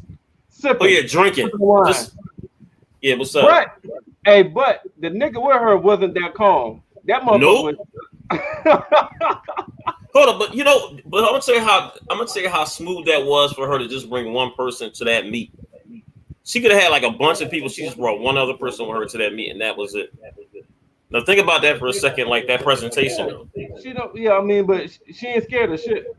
Nope, and that's why I said I'm thinking that's what you got to respect. Rock with that. Yep. Yeah, she ain't scared of shit. She ain't scared of shit. And it's crazy how boy didn't even know that. That she took care of that situation. Yeah, sister ain't tell nobody. Like, she was like, "Oh, all right, yeah, y'all loading weapons." Hold up, but she still was about that business though. Let's not forget about it. She still was about that connect business. She's like, "Look, so what do I need to do? I need to get them. She needs to get that connect soon." It's funny though, how even in the drug game, it's business. Because the dudes say, "Hey, all the shit you say sounds sweet, but they don't sound like a business plan to me. So come back when you got a business plan." Hey, yo, that's like talking to the bank. Hey, Merv, that's like talking to the bank. You want a loan to start a business and shit. Same type shit. Your business plan ain't solid, man. Come back when you get that shit together. Yeah, I was like, damn. When I saw it, I'm like, man, that's kind of dope. This is a dope game. And he's like, yo, I want to fuck with you, but you got to come through with another plan for me to believe you. Yep. Right. And that's sound like your son's songs. Sound like your brother's songs and shit. Not one of your brother's songs. Not a business. I was like, yo, hold up. Gotta respect the Connect. Connect was on. He was on point. He knew about everything. I was like, damn. Then you got Lulu acting like Suge Knight. And I love it. I love it. Goddamn, what's the dude that sang Ice Ice Baby? Vanilla Ice. Vanilla Ice. Yeah. The motherfucker just took a company. He basically said, Lulu said, look, something from you is gonna be on the paper. Yeah. He said that loan I gave you, it just turned into an investment. We partners now. Oh, shit got to be negotiated. And nigga, you ain't got no leverage. No, you ain't got no leverage. Hey, that nigga, hey, not only I front you the money, but I got the gun, nigga. Yes, I got my lawyer here, but let me show you how I get down, nigga. No, you ain't got no leverage. Hold on. The best line was this: I ain't no bank crown. What shit come due is due, and your shit is past due. Yep. Your shit is past due. Yo, he was living with that. I ain't got time for that. I feel bad for Lulu because I know he's torn. I don't think he wants to go fully on the straight and narrow, but I know he wanna get have that music shit take off. So yeah, I think he's I think it's what Marvin said though. Like you're tiptoeing. Like that's what it seemed like Lou was doing. He tiptoeing. Well, the thing is, Rock reeled him back in. Rock saying like because he was looking at the music shit while they was having a meeting, and she was like pretty much like, "What the fuck are you doing, bro?" Mm-hmm. So I think that was his way of pushing old girl away after they smashed, And he said, can't we just, No. I think the chick, I think is she too much trying to get her brother put on. I think that got on his nerves. Like, really? Like, stop trying to be in my ear about your brother. He was like, stop trying. Like you could tell he was getting annoyed, but like, here go about your brother again. Here go about your brother again. Indirectly showing like he ain't that good. Yeah, pretty much. He's like, oh yeah, he was like, do these shit. Get out of here. Do these shit. So we saw him about to pick up that tape at the end. He was like, man, I ain't playing that crap. Get out of here. So we gotta talk about some scenes that's we gotta talk about this. You gotta talk about the jukebox. We gotta talk about jukebox, man. I feel bad for her, man. I really do, man. And she's a sympathetic character in this whole thing. Like we got to think about how it was back then, where it was hard for women to come out back then in the 90s. I mean, women weren't coming out like that. Nope. And it was hard back then to find a mate, somebody that's swing that is same sex, attracted to the other sex. So she found that one, and she Nicole loved her, she loved Nicole, and just to have that taken away from you, and you could tell that she was in a whole nother space. So she went in their house. When she went in that room and started playing that tape, I'm like, it's only a matter. I was predictable. I was like, it's only a matter of time for the mother and the father come up in this motherfucker. Now, when they cut away early, I'm like, okay, maybe she got out. Then they came back, and motherfucker was still in the room. I'm like, oh shit, parents are definitely coming this motherfucker now. Yo, but she was so fucked up. She was out of it. She was out of it, yo. Sad that she didn't care. Nope. Like she could not leave that room. Yo. And even when the parents came, all she did was look at the parents and started crying. The dad is sympathetic. The dad is very much so. I was gonna say that, The dad wouldn't even care. I don't think the dad cared. He did say the juke. We didn't know, right? Yeah. I think he's talking about I think about calling the cops. We didn't know it was you, or we want to call the cops. And he was like, yo, you gotta leave now. So he tried to save her. Yep. I think the dad didn't care about Juke and his daughter's relationship. He didn't really care. It's the mom that was tripping. As most parents shouldn't, man. I mean, you love who you love, man. That's the 90s. But I mean, it's in the 90s, dog. This ain't today. This is in the 90s. I got you. Yeah, I retract my statement, but at the same time, I love the fact that he was sympathetic. And when he came in the room, he kind of looked back and was like, Laverne, you gotta leave. You gotta leave. Yep. He was like, you gotta leave. And then his wife came in and she started tripping. So they did call the cops, right? Cops came. That leads to this right here. Oh yeah, hold up. I was gonna say that. I think it was her. I think it was a white female detective. Stacks, what you thinking, man? I never thought about that, but I'd like to hear your theory as to why y'all would think it's her. So I got this from a group, but I kind of agree with it because I remember when the detective saw Juke and Nicole passing out putting out the flyers on the cars and shit, and she was like she gave her a card. She gave Juke a card saying, in case you ever want to call me. She also said, you may want to talk to me about stuff that nobody else understands that I may know about. She said all that?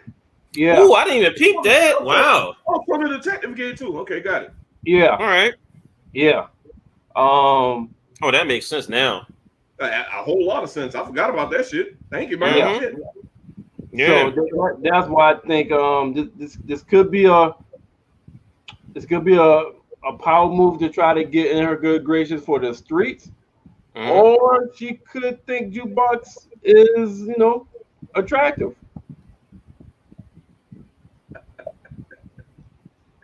I didn't like the mom either, Becca. The mother was fucking annoying as shit, man. I did not. Like you did this to her. You did this to her. Pops came in there, was cursing and shit. Laverne, we have company. Like I'm pretty sure, man. He pretty much said, man, Laverne from the hood. I'm pretty sure she'd have heard all this shit before. Pretty much. And he was absolutely fucking right. Right. So it was either her. I kind of thought of maybe Detective Howard, But I don't even think he have that kind of interest in her to do that. So that's the only person I could see that would call them. And when she said, "Yo, you got friends in high places," that have her let go. I can't think anybody else that would be. Yeah, because and that would make the most sense. It will totally make the most sense with her. Why? I mean, why would it not be? Why would it not be Howard though? Because I don't think Howard even cares about. I think only thing Howard cares about is Kanan. That's it. That's his whole. I know. Look at it like this. We know. Well, the police know that old girl died from the blue caps. Howard knows that Kanan, from the snitch, that Kanan is responsible for putting out them blue caps. So he knows that Kanan and Juke are fucking like brother and sister, even though they're just cousins. So he figured, yo, let me have them cops kick. What they call it? Kick when they let a perp go. Let me have them kick her before they take her to the station to start questioning her, and they connect this shit back to my son. Bam. Yeah. So I'm thinking it's Howard. Okay. It could be that. It could be that. All right. I can see that. I can see that. Right. I can definitely see that. So Nicole just left the house, got released from the cops. Kanan just found out his mom murdered his best friend. and Davina is gone because the Davina mom is dead. So Davina and the kid is gone. What y'all thinking with this part right here, man?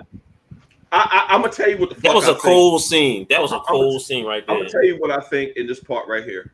I don't like the way how Juke let Kanan's stupid ass off the hook. Right. She took the fucking rap. I don't blame you, Kanan. She took the rap. I don't blame myself either. I didn't like that shit at all. This shit is clearly, man, this shit got Kanan stink all over it, son. Clearly fucking Kanan's fault, oh man. My God. And Merv, like Denny Green, and she let him off the hook. Yo, I thought about you, Merv, when I saw this scene. I was like, yo, Merv gonna be upset when he hear about her getting let the ball off the hook. Yeah, and Merv, the funny thing about this meme, Kanan caused both those deaths. Yep. Putting it all. I agree with that totally. Exactly.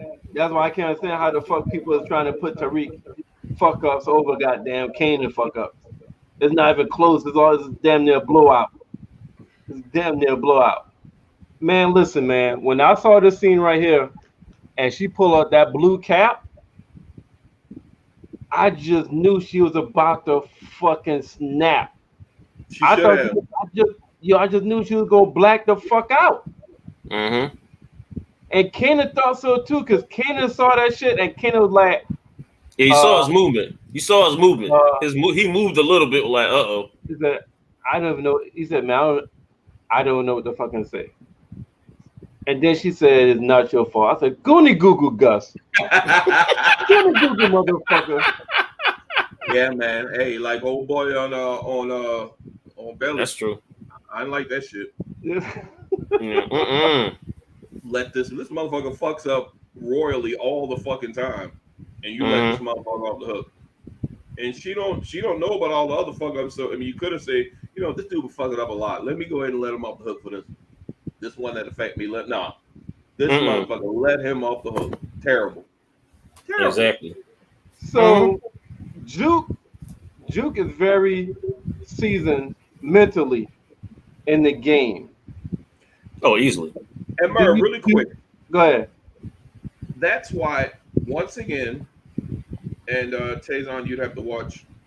You have to go back and watch. Power. That's I gotta why watch that. I'm really interested to see how young Juke got to be the bad motherfucker she was when she was grown in the Dirty Cop. I'm really interested to see how she got to where she is now to be in that cop in power, because she was. Now to give it and this isn't a spoiler, when her and Kanan meets up as they're grown in power, it is clear that Juke is dominant. Even though Kanan is the baddest motherfucker in the streets that everybody's scared of, she is dominant over Kanan when they get into power. That's all I'm gonna say about that. She's like she's the dominant one. Like, motherfucker, you gonna tell me this, that, or the third, or I'm not gonna do this, that, or the third. She's like dominating over him. So I'm really interested to see how we get to that Jew. Hey, Tay, like, hey, you shouldn't watch another show before finishing All the Power, because all other shows is a definite twist off of Power. This right here is a little different because it's a freak, but every other show we're gonna talk about related to Power is a definite spin off of Power. So it's gonna be hard for you to really talk about it all the way without watching Power with the other shows. I'm gonna watch it. Tommy coming out with a show, and then you got Power Book part of next year. Power Book 2 is coming back for season 2. BMF in 2 weeks. So that's gonna be something. So when did y'all believe Rock when Rock told Marvin, "I will never want to see you again"? Y'all think that show's gonna hold up? You know what? Rebecca made a very good point, because I did see the preview. Of course, we still saw Marvin, but if I think if Juju is if Lulu is clearly, if he's dead, which what I'm hearing, that he is dead, she's going to need Marvin. As fucked up as he is, she's going to need him, because time. Marvin is all she got. I mean, she got some fucked up options if all she got is Marvin and Kanan, but that's all she got. I will agree with that as far as what Rebecca said. Hold up, maybe this might, I don't know. Maybe this might, I'm not gonna say tough up Marvin, but maybe this might just be like, this might be the kick that Marvin needed. I never thought of that. That could be true. I'm gonna give Marvin a little bit of credit. If he loses his brother, maybe he would be like, the way he did. Now I have no choice. Now I have no choice but to be the big brother. Yeah. And I tell you what, Marvin being Marvin, he saved himself from getting arrested. He was lucky. I mean, you know what? Oh man, I don't know if he was more smart or lucky, but it seems like he was lucky. He was just being himself. But Merv, she was specifically asking him, "I will give you the money if you tell me what I'm giving it to you for." What? Motherfucker, what? Like, how the fuck you didn't catch on to that? Yeah. You know what? But you know what? Remember what happened? His sister literally just told him, like, "Look, you out. You are out." I get that, but she was fucking obvious. She said, "If you tell me exactly what you need it for, I would give you the money." When she said that shit, I'm thinking to myself, like, my next hold on. Are we giving Marvin a little bit too much credit for being that smart? No, this ain't about smart. Like, nigga, she's kept. No, wait. This ain't about being smart. Like, he got some street IQ. He does have some street IQ. I wonder if that's the reason why he didn't like respond to it. Was like, I'm out. I wonder if he peeped that. I wonder if he peeped that when he went past. Remember, he peeped. He did look at the two guys. Was like, So could this in some way, shape, or form be a play for him to get back in Rock's good graces by making that visit to old girl? I don't know how, but I'm trying to think of a reason. Hold on. Let's not forget about Symphony either. Yeah, because Symphony overhears it. Oh, absolutely. Yep. Absolutely. And he's definitely going to tell Rock about that. Rock know about that shit within the first 5 minutes of the next episode. Dude. Yep. But she got to be proud of him at least not to say nothing to the white girl. He ain't say nothing to the white girl. Nothing. Yeah, I'm trying to, and the thing is, it's a good question you asked whether we give him too much credit, but I'm trying to think now whether he was being smart or he was just being lucky. He was just being lucky. Yeah, he got lucky. I'd say lucky. He was just being Marvin. He didn't pick up on no clues. He just walked the fuck out. He just being Marvin. She was making it obvious, man. But bro. She got. Hopefully, she dies the next episode because. Oh yeah, she gotta go. when she started talking to them fucking cops and she like, he sells drugs, his whole family. I was like, oh yes, I'm like, we got. Oh, she got to go. I felt like I was in their fucking family. Oh, like, this motherfucker got to go. We got to kill her like immediately. Hold up, she got to go, and the snitch bull got to go. She got like first 2 bodies next episode. Those 2 got to go. Absolutely. I was so pissed when that dude, how could you be that quick to snitch? Yeah, exactly. Real quick. I'm like, dog, you going. If you fall for that, most dope boys, y'all remember the homie 2-Bit? That motherfuckers had 2-Bit locked in. Lawyer.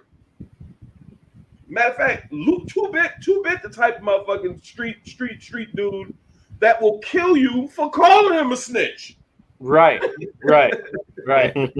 And we gotta talk about this. We gotta talk about this final scene. Before we talk about the final scene, what's the theme of the day? Kanan's a fuck up. So I saved this on purpose for last, for later in the show. Yep. Totally agree with that.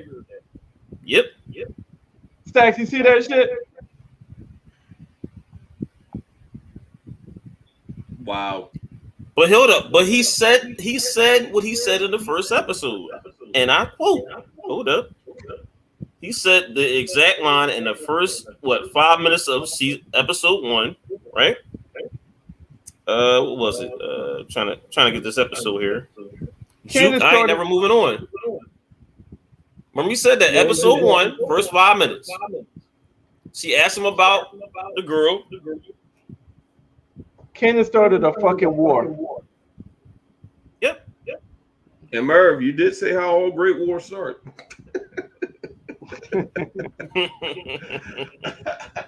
motherfuckers keep proving you right. Right.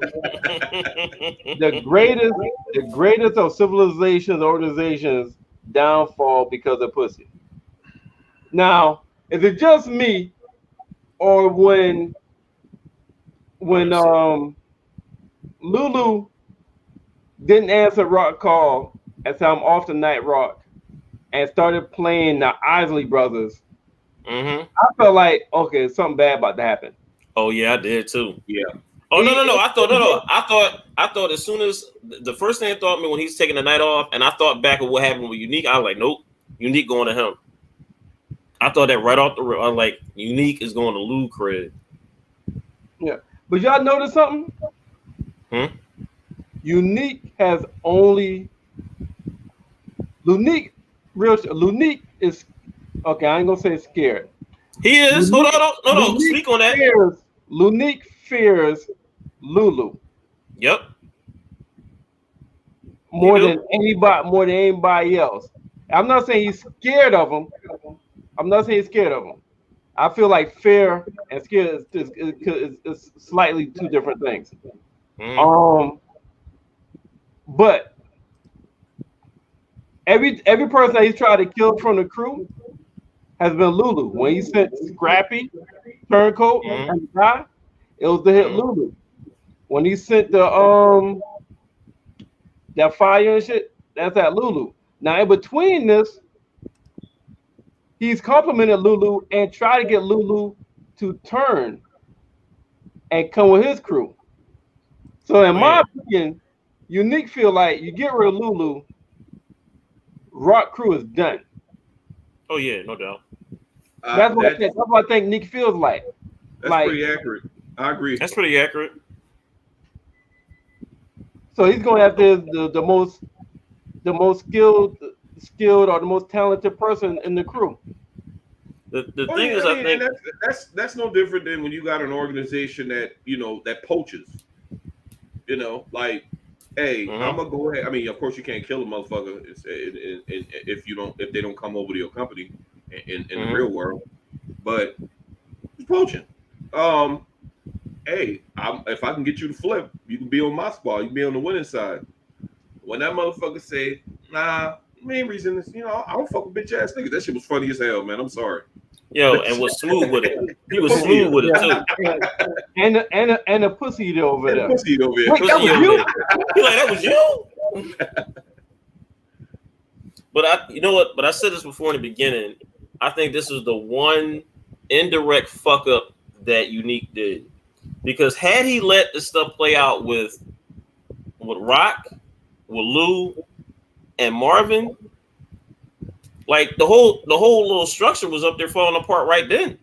Look, she basically dumped Marvin. Lou was like, "Look, fuck it, I'm out." Lou was about to be really completely out of Rock's little whatever, because he was like, "Look, I'm taking the night off." And I'm thinking Lou was getting tired of hearing it. Like, I think Lou was getting tired of Rock a little bit. And I think had Unique just let it play out. You think that got anything to do? You think that got anything to do with her questioning his loyalty? Yep. Mm-hmm. Yeah. Because I would have been. And now he pissed off. Oh no, I agree with that. Yeah. You my sister, right? And you really think in this drug game that I'm going to flip over to the side that wants you dead? Mm-hmm. See, I'll be flying the same fucking flag because I don't flip, and you know this. He was. And now he indirectly united all of them now. Yeah, but if he is gone,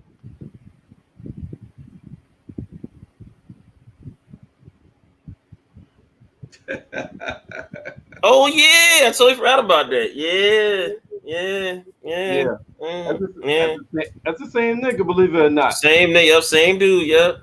This motherfucker deserved to get killed in Snowfall. I'm sorry. Yes, he did, man.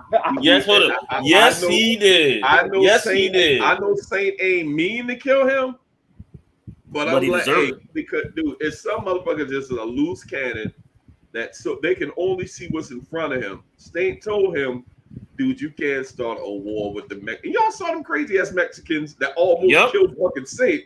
Like Saint trying to tell him, dude, you don't want to start a war with these motherfuckers, man. This is the last thing we need right now. Right. Mm-hmm. Yep. Yeah. And he's talking about, well, the houses ain't even in our name. Maybe trying to keep you out of trouble, you know. But anyway, man, we done flipped over profile.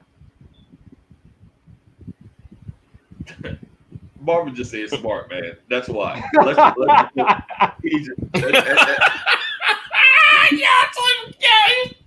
Hey Merv, he's just Marvin. One of the most hey, Marvin is just one of the most reactive people that I've ever met in my life. I totally forgot about that, I totally forgot that he does it just about every episode. Not even gonna hold you.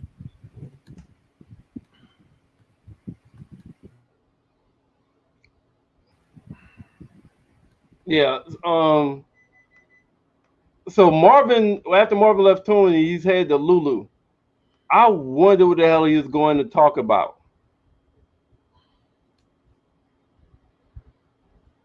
Well, you gotta talk to somebody because his sister done fucking exile his ass.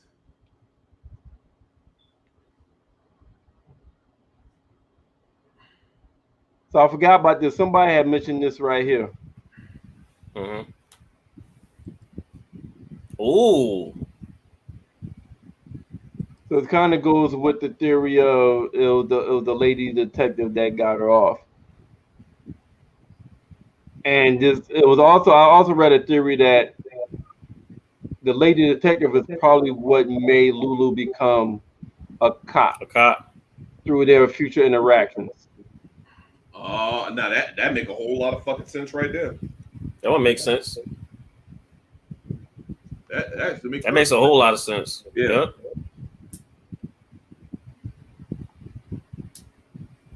That makes a whole lot of sense. It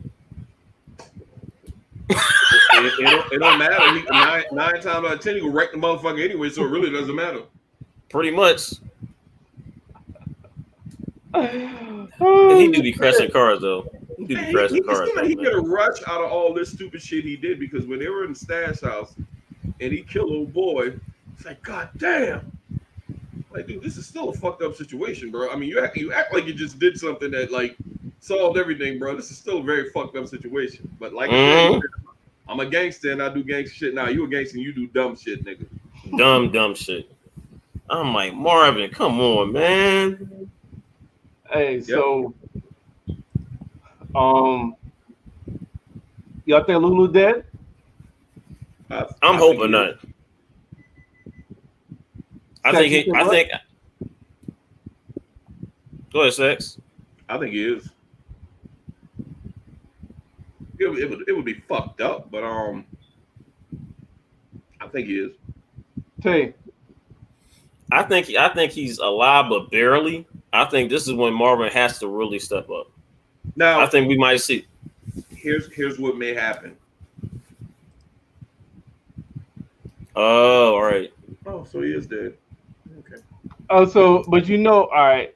There's been times that was leaked on IG before with shit with 50 that turned out 50 to be. Fifty might have told him to say he was dead. Yeah, I'm about to say, there's been times in the original Power where shit was leaked, where wrong shit was leaked on purpose.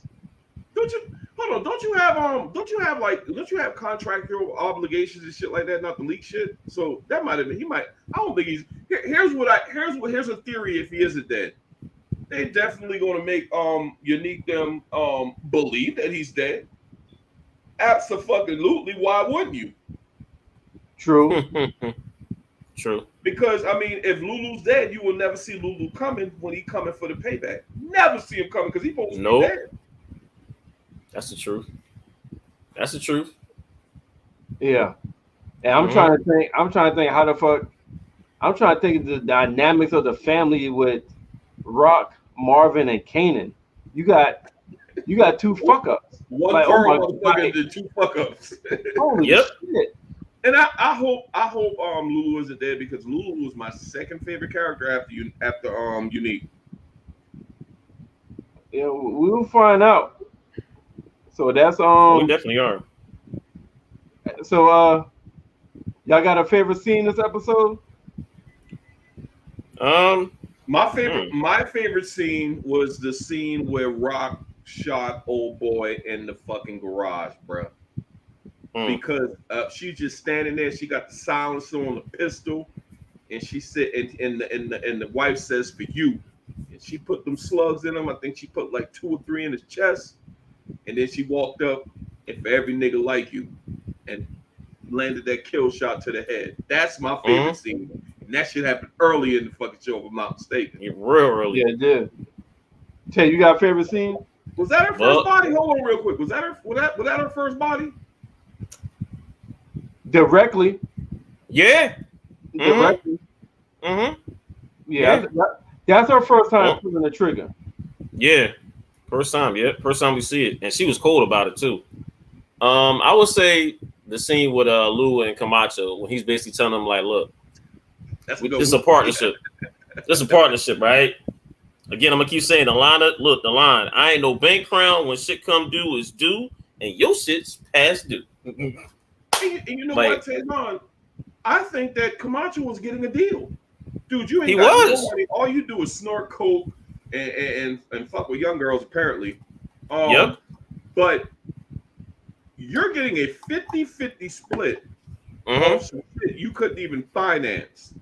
Yo, I thought he was going to get the whole thing. I thought he was basically busting him like, look, I'm taking everything. I would have told him, yeah, exactly. I would have told him, damn, Lulu, thank you. Fuck. Well, this need to be the negotiate. What do you have to negotiate with, guy? At all? Yeah. Nothing. I got the money and I got the gun, and I ain't got no problem shooting your ass. I love that shit, bro. Yo. I mean, but where's the lot? What do you have to negotiate with, bro? Hold on. Did you notice the lawyer was there the whole time? He got mad because all of the workers, like, yeah, man, boss, he ain't the boss. I am who I say I am. Yeah, they all bounce. I am what I am. They all bounce. Hold on. Did you notice the lawyer was? Did you notice the lawyer was there the whole time? Basically, that whole conversation was like, "Yeah, you gonna sign that." Yeah. The lawyer didn't even move. Yeah, I'm an officer of the court. Yes, I did see him pull that gun out. I'm unflappable. Yes. Yes. And the thing is, how you gonna be? You a street nigga? You bring a lawyer, but you also bring the pistol. Yo. That's why I fucked with Lulu, man. That's why I fucked with Lulu. I really hope he's not dead. I hope he's not either, man. We need at least a couple more seasons of Lou, man. I think the show will lose something if he's dead. You know what I'm saying? Yeah. They don't have enough characters on there. This ain't like Game of Thrones where you got like 1,000 characters and you got like Yeah. 5 families. Right. But we'll see. Man, my favorite scene is the goddamn crackhead scene when he's goddamn trying to put that to the damn police. Hey, That's that mother say, hey, that mother say, I've been clean for over a month. Detect. Yo, now we know New York niggas. They crackheads even cool. That was the coolest crackhead I seen. Yeah. Yeah, oh, y'all come down here, Ebony and Ivory. Oh, you hold Jack. You got some more money. Hey, Stacks, look behind you. Oh shit, Stacks, look behind you. There you go. There you go. Man, look at that shit. Like, yo, when he leaves, look at that nigga, man. That nigga got swag, man. That crackhead nigga got swag. A crackhead with swag, baby. Yo, when he leaves, he be like, man, look what you made me do. Hey, and Taison, motherfucker, everybody and their mama knew you was about to get cracked with that money. Don't do that. Don't do exactly. Come on, man. Yo, that was the most hilarious thing, yo. Hey, that was the most hilarious, yo. He immediately called. I guess the dealer was off there in the distance because a lot of these cops, from what I hear, like small time corner boys, they ain't really shit. Like they captains and shit will get mad. Like, okay, you bringing me this one dude that had barely enough for distribution. So some deals, a lot of drug deals. From what I hear, cops let that shit go by. Like, hey, what the fuck ever, man. That's the small fish. Y'all do y'all thing. And they usually ask motherfucker to snitch like that one dude fucking did. But yeah, this motherfucker got to be one of the coolest crackheads I've seen in a while. Right. Yeah. Yo. Hey, you know what's crazy? I can't hear shit. Just looking at his goddamn motions is fucking funny, man.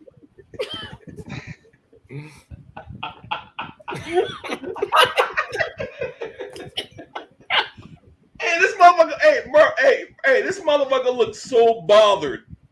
And they help, and they helped him out. Gave him the money. They did. Look what the fuck y'all made me do. Oh shit. Hey man, that's all I got, man, for the show. Yo, that's all we got.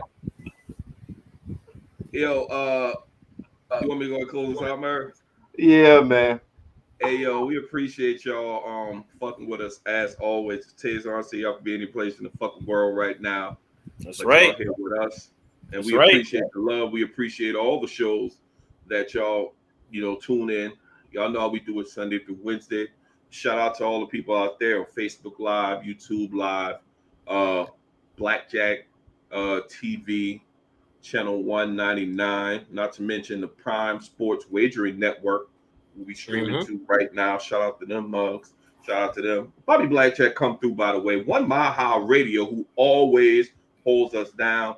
Shout out to people in the comments. We got Veronica up in that joint. We got Rebecca. Yes. I think Team B up in there for a little bit. The homie Trey. And Sam and his girl Sam was up in the comments. Anybody else who we forgot? We appreciate y'all fucking with us tonight.